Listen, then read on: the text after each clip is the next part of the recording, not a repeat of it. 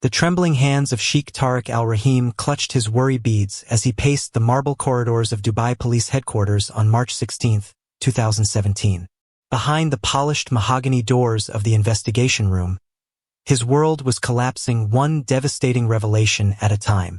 Liana Santos, the young Filipino maid who had been carrying his unborn child, had been found dead in the unforgiving sands of Ras Al Khaimah desert. Her 7-month pregnant body discovered by Bedouin herders who initially mistook her colorful headscarf for discarded fabric dancing in the desert wind. "Sir, when did you last see the victim alive?" Detective Ahmed Al-Mansouri's voice cut through the air-conditioned silence like a blade. Tariq's weathered face, usually composed with the dignity befitting Dubai's elite, crumbled as he whispered the answer that would haunt him forever. February 15th. She said she was going for a medical checkup. She never came home. What the grieving sheikh didn't know was that his wife Seema sat in an identical interrogation room 3 floors above, her perfectly manicured facade finally cracking under the weight of her secrets. The woman who had orchestrated this tragedy was about to discover that even unlimited wealth couldn't buy freedom from the consequences of jealousy-driven murder. But Liana's story had begun far from Dubai's gleaming towers, in a world where survival meant choosing between food and dignity, where dreams were luxuries only the desperate could afford. 23 years earlier, in the suffocating heat of Barangay Payatas, Manila's largest garbage dump, Liana Santos had given birth to her daughter on a pile of discarded cardboard boxes. At 16, Liana was already an expert in heartbreak, abandoned by a construction worker who vanished the moment he learned about the pregnancy. The baby's first breath was filled with the toxic fumes of burning plastic and decomposing waste, her birth certificate noting only Payatas dump site as the place of birth. Liana Marie Santos entered a world where children competed with rats and stray dogs for scraps that might sustain life for another day. Their one-room bamboo shack, precariously balanced on stilts above a creek thick with sewage and industrial runoff, housed Elena and her growing family Liana, and later Maria and Paulo, each born into deeper poverty as the economic situation in the Philippines worsened. Elena's hands bore permanent stains from washing clothes in the polluted Pasig River before dawn, sorting recyclables under the scorching afternoon sun, and scrubbing floors at a 24-hour convenience store until her fingers bled. She worked 18-hour days for wages that barely covered a single family meal, watching her children grow thin and hollow-eyed while their neighbors' children died from preventable diseases. "Anik, education is the only ladder out of this hell," Elena would whisper to Liana during their evening talks in their cramped home, where 5 people shared 2 thin mattresses on the floor. While other Payatas children dropped out of elementary school to work in factories, Liana walked barefoot through Manila's dangerous streets to attend classes, her school uniform patched so many times it was more repairs than original fabric. Sister Maria Carmen, a nun running a scholarship program for exceptional students from the slums, noticed Liana's perfect attendance despite the family's desperate circumstances. "This child has something special," she told Elena during a home visit that required navigating ankle-deep floods during monsoon season.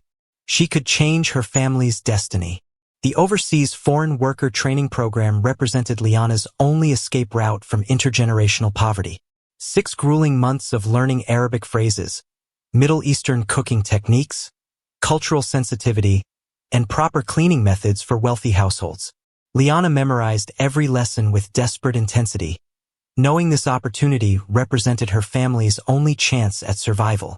Ninoy Aquino International Airport on a humid morning in January 2015 felt like stepping through a portal to an alien civilization. After 23 years in Manila's slums, where the richest family owned a concrete house with running water, Dubai's gleaming modernity appeared impossible. A city built from dreams and desert sand. The farewell scene at the departure gate broke hearts that had already endured too much suffering. Elena pressed a small photograph of the family into Liana's palm, her voice choked with tears and pride. "You're not just leaving for yourself, Anik. You carry all our hopes with you." Maria, working 12-hour shifts in a garment factory for subsistence wages, had saved for months to buy Liana a small suitcase. "Bring us stories of that magical city," she whispered through tears. Paulo, showing early signs of the respiratory problems that plagued Payatas residents, could barely speak through his chronic cough. At 16, He understood his sister's sacrifice meant he might live to see 20. The Emirates flight lifted off into clouds thick with Manila's pollution, carrying Liana toward what she hoped would be redemption. As the Philippines' sprawling slums disappeared beneath her, she touched the small photograph tucked into her passport and whispered a promise. "I will change our lives. I will make this sacrifice matter." Dubai International Airport assaulted her senses with impossible luxury. Air conditioning so powerful it raised goosebumps on her tropical skin. Marble floors reflecting chandeliers worth more than entire Filipino villages. Escalators moving by themselves, populated by people wearing clothes that cost more than her family's annual income.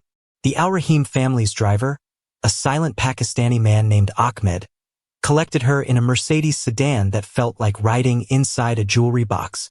As they glided through Dubai's impossible landscape, glass towers reaching toward heaven, artificial islands shaped like palm trees, roads wider than Manila's largest avenues, Liana pressed her face to the tinted window and wondered if she was dreaming. The Al-Rahim compound occupied 3 acres of Emirates Hills' most exclusive real estate, a sprawling palace that defied both gravity and good taste. The main house rose 4 stories from manicured Persian gardens, its modern Arabic architecture incorporating imported Italian marble, floor-to-ceiling windows, and infinity pools that seemed to spill into the desert horizon. Liana's quarters in the servants' wing represented luxury beyond her wildest imagination. A clean room with her own bathroom, air conditioning, and a window overlooking rose gardens maintained by a team of Sri Lankan gardeners. After sharing a single room with 5 family members on cardboard mats, this felt like residing in paradise. But paradise came with a price named Seema Al-Rahim. At 42, Seema commanded attention through sheer force of will and unlimited financial resources. Her beauty was maintained through weekly visits to Dubai's most exclusive clinics, her designer abayas tailored by London's finest couturiers, her jewelry collection worth more than most small nations' GDP. Yet behind her perfectly composed facade lurked something darker, an instability that manifested in sudden mood swings and obsessive control over every aspect of her environment. Seema Al-Rahim's perfectly manicured fingernails drummed against the imported Italian leather armrest as she stared at the latest medical report from Dr. Amira Hassan. 15 years of failures spread across the mahogany desk like battle scars, failed IVF attempts at American Hospital Dubai, experimental treatments in Swiss clinics that cost more than most people's homes, traditional healers in Morocco who promised miracles for astronomical fees, acupuncture sessions in Thailand that left her body a pincushion of false hope. The cultural weight of childlessness pressed down on her shoulders like concrete blocks. In Emirati society, a woman's worth was measured through the children she produced, and Seema's barren womb had become a source of whispered speculation at social gatherings. She had watched friends and relatives celebrate pregnancies, baby showers, and first steps while she sat in sterile waiting rooms, month after month, year after year, her hope eroding like sand in the desert wind. Dr. Hassan had delivered the final verdict with clinical precision that cut deeper than any scalpel. The uterine scarring made pregnancy impossible. Surrogacy was her only remaining option, but international agencies felt too distant, too uncontrolled. Seema needed someone close, someone she could monitor every minute of every day, someone who understood that this baby would be hers completely. That someone was scrubbing toilets 3 floors below. July 2016 arrived with the oppressive heat of Ramadan, when Dubai's rhythm slowed to accommodate fasting schedules and contemplation.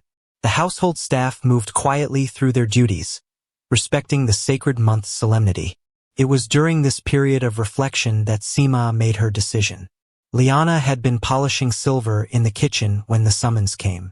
She quickly washed her hands, smoothed her uniform, and walked through corridors she had cleaned hundreds of times but never been invited to occupy as anything more than invisible help.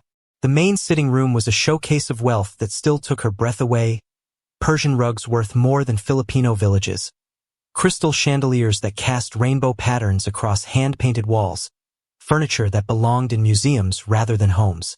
Seema gestured to an ornate chair across from her, a space Liana had dusted daily but never dared to touch. The proposal came with calculated precision. Seema's husband and she had struggled for 15 years with infertility. Medical science had exhausted its options. Her body could not carry a pregnancy, but Liana could. The plan was clinical in its simplicity. The child would be created from Tariq's genetic material and a donor egg medically, genetically, their baby completely. Liana would simply be the vessel.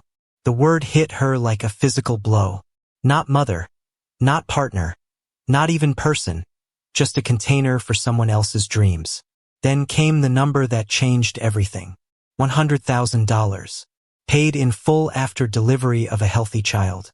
The amount echoed in Liana's mind like thunder in an empty canyon. More money than her family had ever imagined. Enough to lift 3 generations out of poverty with a single decision. She thought of Elena's arthritic hands, permanently stained from washing clothes in polluted rivers. Maria's abandoned dreams of nursing school because tuition cost more than the family earned in 5 years. Paolo's worsening cough, the respiratory damage from breathing garbage dump toxins since birth. Seema had researched Liana's background thoroughly, knew exactly how desperate the Santos family's situation had become. The offer came with an unspoken deadline. Opportunities like this didn't wait forever. That night, Liana used her precious 15 minutes of monthly international calling time to contact home. The video connection crackled with static as Elena's weathered face appeared on the small screen, surrounded by her other children in their cramped bamboo shack. The family's reaction was immediate and unanimous. This was salvation wrapped in moral complexity. Elena's voice carried disbelief and desperate hope in equal measure. Maria pressed close to the camera, her eyes bright with possibilities, proper medical treatment for Paolo, nursing school dreams within reach, escape from payadas forever. But it was Paolo himself who sealed the decision. At 16, his chronic cough had worsened, and everyone knew that staying in payadas meant a slow death sentence. The medical procedures began at Dubai Fertility Center, a gleaming facility that operated with Swiss precision and American technology. Dr. Hassan explained the process with professional detachment that masked the ethical complexities of international surrogacy arrangements involving domestic workers with limited legal protections. The documents were written in English legal terminology that might as well have been hieroglyphics to Liana. She signed papers she couldn't understand, agreeing to terms that bound her body to someone else's desires. The embryo would be implanted through a simple procedure, followed by strict protocols, specific vitamins, regular checkups, limited physical activity. On August 15, 2016, Liana lay on the examination table while Dr. Hassan performed the procedure that would change 4 lives irrevocably.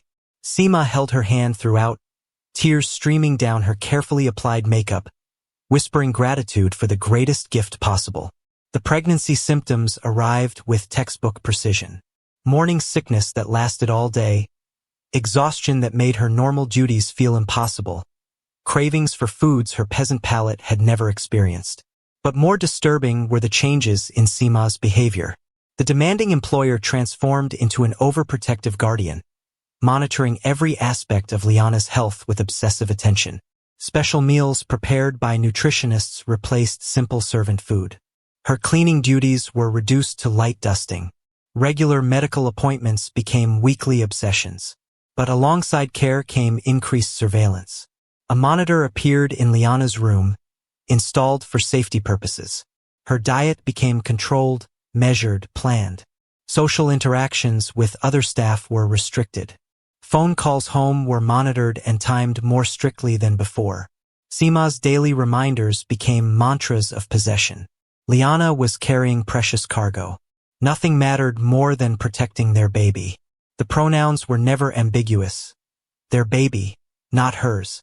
What had been presented as maternal concern began feeling like imprisonment. And Liana realized she had traded one form of poverty for another, the poverty of freedom. December 2016 brought Dubai's brief winter respite, when the desert's punishing heat retreated enough to make outdoor life bearable. Liana's pregnancy had entered its 2nd trimester, her growing belly finally visible beneath the loose-fitting uniforms that Seema had specially ordered from London's most exclusive maternity boutiques. The morning sickness had subsided, replaced by an energy that made her want to return to her normal duties. But her expanding waistline made simple tasks increasingly difficult. She was struggling to carry a heavy basket of laundry up the marble staircase when Tariq Al-Rahim intervened for the first time. His voice carried the gentle authority of someone accustomed to being obeyed without question. But there was something else in his tone, a protective concern that surprised both of them.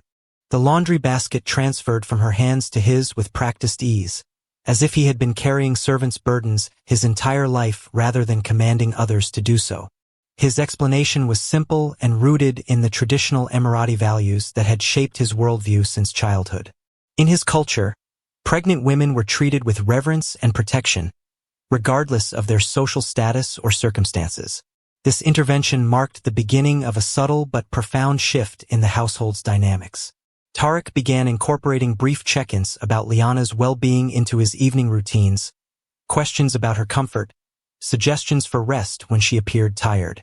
His Arabic remained formal and respectful. Her English was improving but still limited. Yet their interactions developed a rhythm of mutual understanding that transcended language barriers. The first time Liana felt the baby's strong movements, she was alone in the kitchen preparing dinner. The sudden flutter beneath her ribs took her breath away, followed by a more insistent kick that made her gasp with surprise and wonder. When Tariq appeared moments later for his customary evening tea, her hand was still pressed against her belly, her face luminous with amazement. His reaction was immediate and profound. This was his child moving inside another woman's body, a biological miracle that connected him to impending fatherhood in ways that medical procedures and legal documents never could. When Liana guided his hand to feel the next movement, the moment transcended employer-employee boundaries and became something more fundamental, two people sharing the awe of new life. These shared experiences multiplied over the following weeks. Tariq's excitement about becoming a father manifested in unexpected ways. He began teaching Liana about Emirati culture and traditions, explaining the significance of various customs that would shape his child's upbringing. His gifts were thoughtful and practical: comfortable pregnancy clothes, Filipino comfort foods imported at considerable expense, books about child development translated into Tagalog. Liana found herself caught between profound gratitude and the need to maintain professional boundaries. Tariq's kindness felt genuine and paternal rather than inappropriate, but she understood the dangerous territory such relationships could create in households built on rigid hierarchies and cultural expectations. What neither of them realized was that every interaction was being observed, catalogued, and misinterpreted by increasingly paranoid eyes. Seema's mental state had been deteriorating since the pregnancy began, her need for control colliding with the reality that she couldn't monitor every moment of every day. She witnessed the intimate moments of shared wonder over fetal movements, saw Tariq's growing excitement about impending fatherhood, noticed how Liana's face lit up when he entered a room. What she interpreted as romantic attraction was actually mutual respect and shared investment in the child's well-being. But jealousy rarely concerns itself with rational interpretation. Her paranoia fed on past insecurities and buried traumas from previous relationships. Every conversation between Tariq and Liana became evidence of betrayal in her mind. Every gift he brought became proof of inappropriate affection. Every moment of laughter or connection became a threat to her marriage and her claim on the child growing in another woman's body. Seema's monitoring became obsessive. She installed additional cameras throughout the house, timed interactions to the minute, questioned other staff about conversations they might have overheard. Her protective behavior toward the pregnancy became a cover for surveillance that bordered on stalking. January 2017 brought complications that transformed concern into crisis. During a routine checkup, Dr. Hassan discovered that Liana had developed high blood pressure and early signs of gestational diabetes. Both conditions posed serious risks to mother and child, requiring immediate lifestyle changes and intensive monitoring.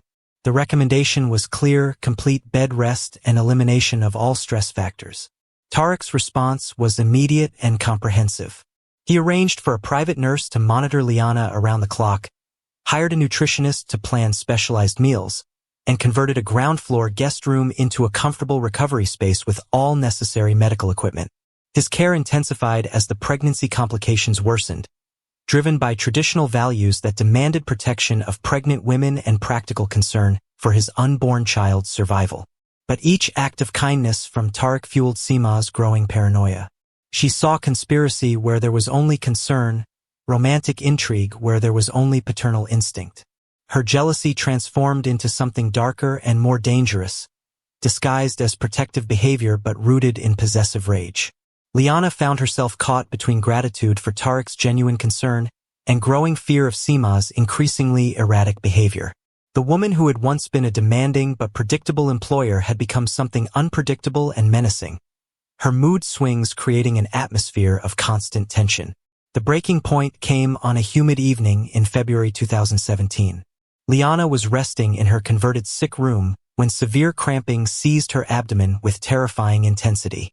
The pain was unlike anything she had experienced, sharp and persistent, radiating through her lower back and making her gasp for breath. Panic flooded her system as she realized something was seriously wrong with the pregnancy. Her desperate calls for help echoed through the marble corridors, carrying the unmistakable tone of medical emergency. Tariq arrived first, drawn by sounds of distress that triggered every protective instinct his culture had instilled. He found Liana doubled over in pain, her face pale with fear, her hands pressed against her swollen belly as if she could protect the child through sheer will. The moments that followed were intimate in their vulnerability. Tariq's hand found hers, then moved to her belly where his child was fighting for survival inside another woman's body. His voice carried soothing reassurance while they waited for paramedics, ancient Arabic words of comfort that transcended language barriers and spoke directly to primal fears about pregnancy and childbirth. Neither of them noticed the figure watching from the doorway, silhouetted against the hallway light like a predator observing prey. Seema witnessed what appeared to be tender intimacy between her husband and the woman carrying their child, and her jealousy finally reached its breaking point. In her twisted interpretation, this medical emergency had become evidence of romantic betrayal, and her response would prove more dangerous than any pregnancy complication. The sleepless nights began immediately after that February evening when Seema witnessed what she believed was intimate betrayal between her husband and the Filipino maid carrying their child. Her mind, already fractured by years of infertility and desperate need for control, spiraled into darker territories where paranoia fed on itself like a cancer consuming healthy tissue. She replayed the scene obsessively, Tariq's hand on Liana's swollen belly, his soothing voice speaking words she couldn't understand, the way they looked at each other during what was obviously a medical emergency, but appeared to her jealous eyes like romantic intimacy. Each replay added new details that probably hadn't existed, confirming suspicions that had no basis in reality. Sleep became impossible. Seema wandered the marble corridors at 3 in the morning, listening at doors, checking security cameras, building elaborate theories about secret meetings and clandestine affairs. She confronted Tariq with accusations that left him genuinely confused and increasingly concerned about his wife's mental state. His denials only fueled her conviction that the conspiracy had deeper roots than she had initially imagined. Her research into Liana's background became obsessive and invasive. She hired private investigators to dig into the Filipino woman's past in Manila, searching for evidence of seductive behavior, previous affairs, anything that would confirm her growing belief that Liana was a calculating predator who had targeted their family from the beginning. When the investigations returned nothing more damaging than extreme poverty and family desperation, Seema interpreted the clean record as proof of professional deception. The plan began forming in the twisted logic of a mind no longer capable of rational thought. The threat had to be eliminated, not just removed from their household, but permanently silenced before she could steal both husband and child. The baby belonged to Seema. She had paid for it, planned it, suffered for it through years of medical procedures and emotional devastation. No Filipino servant would be allowed to destroy everything she had built. Seema's older brother Imran had always been the family's problem solver, the one who made inconvenient difficulties disappear through connections in Sharjah's less respectable business circles. His import business served as cover for more questionable activities: smuggling, money laundering, and occasionally services that required complete discretion and no questions asked. The wealthy families of the Emirates sometimes needed problems solved that couldn't be handled through legal channels. When Seema appeared at his office in a state of barely controlled hysteria, Imran initially dismissed her concerns as the jealous fantasies of a woman whose infertility had finally driven her to mental breakdown. His sister had always been dramatic, prone to seeing conspiracies where none existed, but this was different. This was dangerous. His initial reluctance was practical rather than moral. The pregnant woman was carrying his sister's child, his nephew or niece, the continuation of their family bloodline. But Seema's manipulation was masterful in its desperation. She wasn't asking him to harm a pregnant woman. She was begging him to save her marriage, protect her unborn child, and prevent a scheming servant from destroying their family's honor. The familiar bonds of family loyalty overrode moral concerns that might have stopped a stranger. Imran agreed to help, his network of associates already mentally cataloged for the specific skills this problem would require. Professional criminals who understood the importance of leaving no evidence, no witnesses, no connections that could trace back to wealthy families who paid for permanent solutions. February 15, 2017 dawned with the false promise of routine normalcy.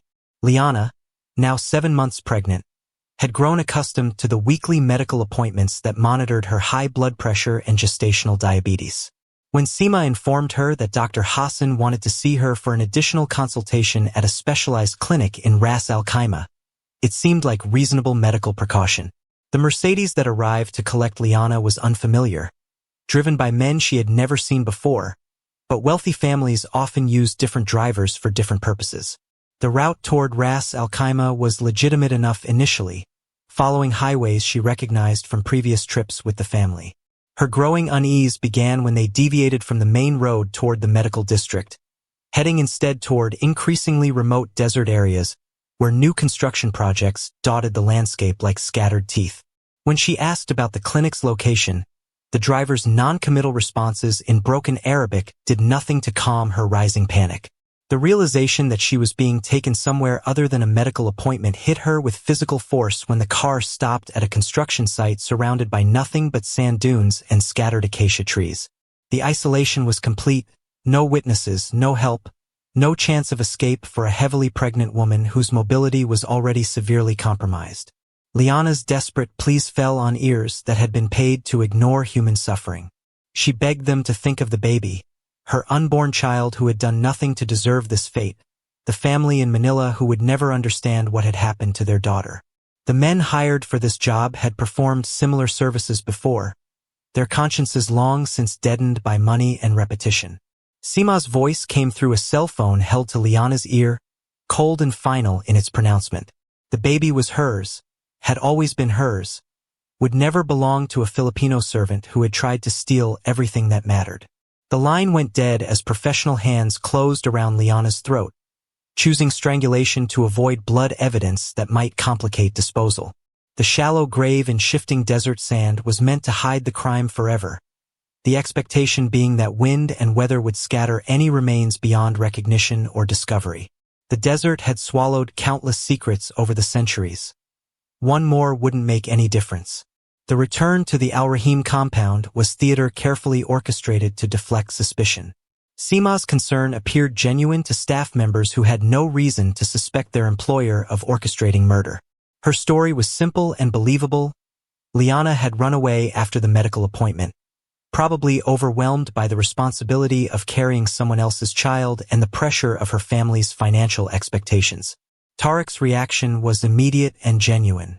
His concern for the missing woman carrying his child drove him to contact private investigators, post rewards, and file missing person reports with authorities who were more accustomed to runaway domestic workers than pregnant surrogates who vanished without explanation.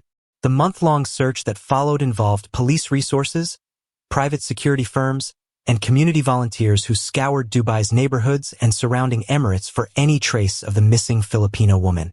Seema participated in these efforts with the dedication of someone whose conscience was clear, never allowing herself to consider that her carefully planned solution might eventually be discovered in the unforgiving sands where she had hidden it. March 15, 2017 dawned with crystalline desert clarity that made distant mirages dance on the horizon like liquid promises. Two Bedouin herders guiding their camels across the Ras Al Khaimah wasteland had seen plenty of desert refuse over the decades, but the flutter of colorful fabric caught in an acacia bush made them pause with the instinct of men who understood that the desert rarely revealed its secrets without reason. What they had mistaken for a discarded headscarf turned out to be something far more sinister. The shallow grave had been disturbed by desert winds and scavenging animals, revealing human remains that bore the unmistakable evidence of advanced pregnancy. The discovery would transform a routine missing person case into an international incident that exposed the darkest corners of domestic exploitation. Detective Ahmed Al-Mansouri arrived at the crime scene as afternoon shadows cast long lines across the disturbed sand. A 20-year veteran of Dubai Police's Major Crimes Unit, he had investigated countless cases involving domestic workers who had vanished without explanation, but this one carried implications that extended far beyond typical runaway scenarios. The forensic evidence was immediately apparent: manual strangulation, defensive wounds, and the tragic reality of an unborn child who had died alongside its surrogate mother. Identification through dental records and DNA analysis confirmed what investigators suspected. Liana Santos, the Filipino domestic worker who had disappeared exactly 1 month earlier, had been murdered while 7 months pregnant with her employer's child. The crime scene yielded crucial physical evidence that would eventually unravel a conspiracy involving Dubai's most prominent families. The investigation began with routine household interviews at the Al-Rahim compound, but Seema's behavior immediately raised red flags. Her statements about Liana's disappearance contained inconsistencies that multiplied with each retelling. Her emotional responses seemed calculated rather than genuine, swinging between theatrical grief and barely concealed relief that suggested knowledge rather than ignorance about the victim's fate. Security footage revealed timeline discrepancies that contradicted Seema's version of events. Phone records uncovered communication patterns between Seema and her brother Imran that intensified dramatically in the weeks leading up to Liana's disappearance. Witness testimonies from household staff described Seema's increasingly paranoid behavior and obsessive monitoring of interactions between Tariq and the pregnant surrogate. Financial records provided the smoking gun investigators needed. Large cash withdrawals from Seema's personal accounts coincided exactly with the timeline of Liana's disappearance, amounts that suggested payments for professional services rather than household expenses. The money trail led directly to Imran's business associates, men with criminal records who specialized in making problems disappear permanently. The desert crime scene continued yielding evidence as forensic teams conducted methodical excavations. DNA samples recovered from under Liana's fingernails matched genetic material from one of Imran's associates, confirming that she had fought desperately for her life in those final moments. The reconstruction of her final hours painted a picture of calculated murder disguised as a routine medical appointment. The coordinated arrests in April 2017 created a media sensation that reverberated through both the UAE and Philippines. Seema's reaction was hysterical denial mixed with indignant outrage that anyone would dare question her actions. Imran's response was professional silence, the practiced composure of someone who understood that cooperation with authorities would only deepen his legal troubles. Tariq's shock appeared genuine and devastating. The realization that his wife had orchestrated the murder of the woman carrying his child shattered his understanding of everything he had believed about his marriage and family. His cooperation with investigators was complete, providing access to financial records, security footage, and personal communications that helped build the prosecution's case. The trial proceedings from May through August 2017 became a showcase for Dubai's evolving justice system. Prosecutor Fatima Al-Zahra built her case around jealousy-driven premeditated murder, using phone records, financial transfers, and forensic evidence to demonstrate that Liana's death had been carefully planned and professionally executed. The defense strategy centered on temporary insanity and cultural honor, arguing that discovering her husband's alleged affair with their surrogate had triggered a psychological break. Expert witnesses testified about cultural significance of family honor, but the prosecution countered with evidence that the murder had been calculated rather than impulsive. The most powerful moments came when Liana's family testified via video link from their small home in Manila. Elena's grief was raw and overwhelming as she described her daughter's dreams, sacrifices, and the love that had driven her to accept such dangerous work so far from home. Maria and Paolo spoke about their sister's letters describing her fears about Seema's behavior, warnings they had been powerless to act upon from thousands of miles away. Seema's confession came under intense cross-examination pressure, her carefully constructed facade finally cracking to reveal the cold calculation behind the crime. Her admission of planning and orchestrating the murder was accompanied by justifications that chilled the courtroom, claims that Liana had been stealing her husband and baby, that the death had been necessary to protect her family's honor. Most shocking was her complete lack of remorse for the unborn child's death. Her insistence that the baby had belonged to her regardless of which body had been carrying it. The courtroom's horrified reaction to such callousness provided a stark reminder of how wealth and privilege could corrupt basic human empathy. The verdict on August 30th, 2017 brought justice that resonated far beyond the courthouse walls. Seema received 25 years for murder, conspiracy, and human trafficking. Imran was sentenced to 20 years for his role in planning and executing the crime. The judge's statement emphasized society's obligation to protect vulnerable workers from exploitation and violence, regardless of the perpetrator's social status.